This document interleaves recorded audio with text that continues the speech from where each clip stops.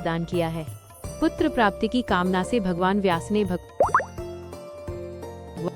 शंकर की उपासना की, जिसके फल स्वरूप उन्हें शुकदेव जी पुत्र रूप में प्राप्त हुए।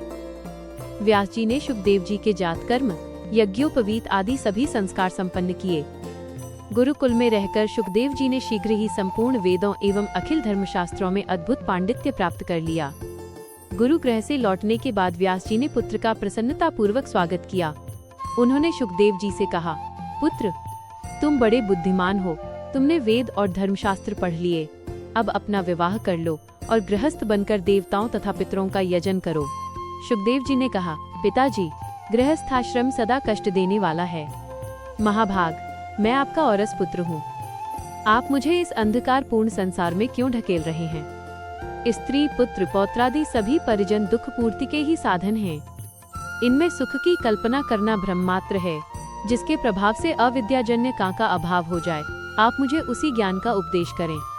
व्यास जी ने कहा, पुत्र, तुम बड़े भाग्यशाली हो, मैंने देवी भागवत की रचना की है, तुम इसका अध्ययन करो।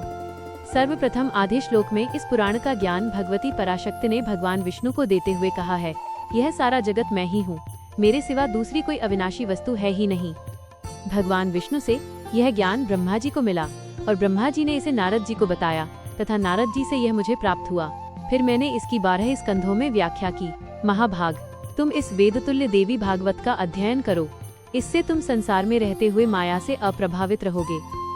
व्यास जी के उपदेश के बाद भी जब शुकदेव जी को शांति नहीं मिली, तब उन्होंने कहा, बेटा, तुम जनक जी के पास मिथिलापुरी में जाओ, वे जीवन मुक्त ब्रह्म ज्ञानी हैं, वहाँ तुम्हारा अज्ञान दूर हो जाएगा। तदनंतर तुम यहाँ लौट आना और सुखपूर्वक मेरे आश्रम में निवास करना। व्यास जी के आदेश से शुकदेव जी मिथिला पहुँचे। वहाँ द्वारपाल ने उन्हें रोक दिया। तब काठ की भांति मुनि वहीं खड़े हो गए। उनके ऊपर मान अपमान का कोई असर नहीं पड़ा। कुछ समय बाद राजमंत्री उन्हें विलास भवन में ले गए। वहाँ शुकदेव जी का विधिवत आतिथ्य सत्कार किया गया, किंतु शुकदेव जी का मन वहाँ भी विकार शून्य बना रहा। अंत में उन्हें महाराज जनक के समक्ष प्रस्तुत किया गया। महाराज जनक ने उनका आतिथ्य सत्कार करने के बाद पूछा, महाभाग, आप बड़े निस्पृह महात्मा हैं, किस कार्य से आप यहाँ पधारे हैं, बताने की कृपा करें। शुकदेव जी बोले, राजन, मेरे पिता व्यास जी ने मुझे विवाह करके गृहस्थाश्रम में प्रवेश करने की आज्ञा दी है। मैंने उसे बंधन कारक समझकर अस्वीकार कर दिया। मैं संसार बंधन से मुक्त होना चाहता हूँ, आप मेरा मार्गदर्शन करने की कृपा करें। महाराज जनक ने कहा, परंतप मनुष्यों को बंधन में डालने और मुक्त करने में केवल मन ही कारण है। विषयी मन बंधन और निर्विषयी मन मुक्ति का प्रदाता है। अविद्या के कारण ही जीव और ब्रह्म में भेद बुद्धि की प्रतीति होती है। महाभाग, अविद्या, विद्या अर्थात ब्रह्म ज्ञान से शांत होती है। ये देह मेरी है, यही बंधन है, और ये देह मेरी नहीं है, यही मुक्ति है। बंधन शरीर और घर में नहीं है, अहंता और ममता में है। जनक जी के उपदेश से शुकदेव जी की सारी शंकाएं नष्ट हो गईं। वे पिता के आश्रम में लौट आए।